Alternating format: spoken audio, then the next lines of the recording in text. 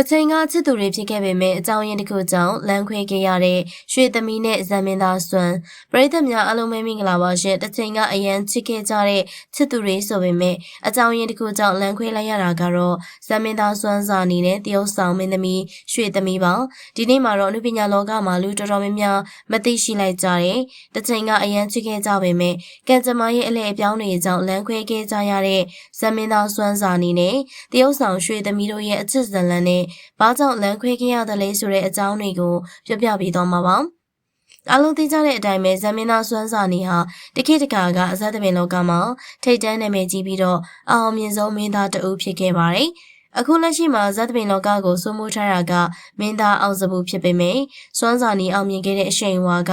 အောင်စပူထက်တောင်မှပိုပြီးတော့ကြီးမားခဲ့တယ်လို့ဆိုရမှာပါ။စွမ်းစာနေရဲ့ရုပ်ရည်ကလည်းအခုလက်ရှိအောင်စပူထက်အစာပေါင်းများစွာသာလွန်ပြီးတော့ကိုရီးယားမင်းသားလေးတယောက်လိုချောမောလှပနေရကြောင်းပရိသတ်တွေကအစွမ်းစာနေဆိုရင်တဲတဲလို့အားပေးခဲ့ကြတာဖြစ်ပါတယ်။အဲ့ဒီချိန်တုန်းကစွမ်းစာနေရဲ့ချမ်းသာကြွယ်ဝမှုကပြောလို့တောင်ကုန်နိုင်စရာမရှိပါဘူး။ဒီလိုမျိုးစွမ်းစာနေအောင်မြင်မှုအထွတ်ထိပ်ရောက်နေတဲ့အချိန်မှာ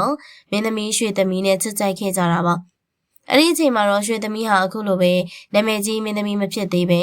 နေတိုးမြင့်မြတ်ပြည်တီဦးတို့လှုပ်ပေးတဲ့အနုပညာပြိုးကင်းကနေစတင်ပြီးတော့စင်တင်ပေးထားတဲ့တသစ္စာမင်းသမီးလေးဖြစ်တာရှိနေပါသေးတယ်။စွမ်းစာနေကတနိုင်ငံလုံးချစ်ကြတဲ့မင်းသားဖြစ်တာကြောင့်အမျိုးသမီးဖန်တွေရဲ့တဲတဲလို့အားပေးမှုတွေကိုထိန်းညှိဖို့အတွက်သူတို့နှစ်ယောက်ရဲ့အခြေရေးကိုအစွမ်းကုန်လှည့်ဝက်ထားခဲ့ကြပါတယ်။ဒါပေမဲ့လည်းနောက်ပိုင်းမှာတော့စွမ်းစာနေအောင်အောင်မြင်မှုတန်ကိုမခံနိုင်မင်းနဲ့စိတ်သက်ပိုင်းဆိုင်ရာပျက်စီးလာတာကြောင့်ရွှေသမီးနဲ့လမ်းခွဲခဲ့ကြရတာဖြစ်ပါတယ်။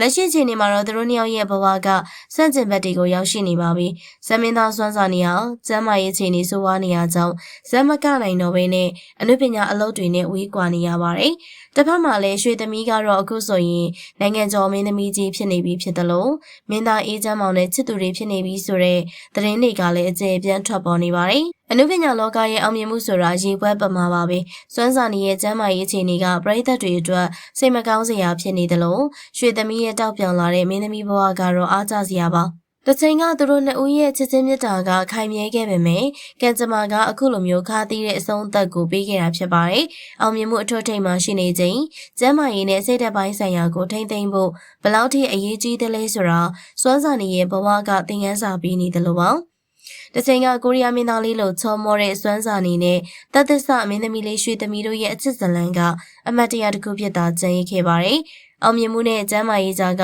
ရုန်းကန်ခဲ့ရတဲ့စွမ်းစာနေရဲ့ဘဝဟာလည်းတကယ်ကိုမှသင်ခန်းစာယူစရာဖြစ်ခဲ့တာပါ။ကဲဗီဒီယိုလေးကိုကြည့်ရှုနေကြတဲ့ပရိသတ်ကြီးတို့ရောစွမ်းစာနေနဲ့ရွှေသမီးကိုသဘောတူခဲ့ကြသလားဒါမှမဟုတ်အခုလက်ရှိသတင်းထွက်နေတဲ့အေးချမ်းမောင်နဲ့ရွှေသမီးအတွဲကိုပဲပို့ပြီးတော့သဘောတူလားဆိုတာမှတ်ချက်မှာပြပြခဲ့ပါအောင်ရှင်ကြည့်ရှုပေးရတဲ့အတွက်ပရိသတ်များအားလုံးကိုကျေးဇူးအထူးပဲတင်ရှိပါရရှင်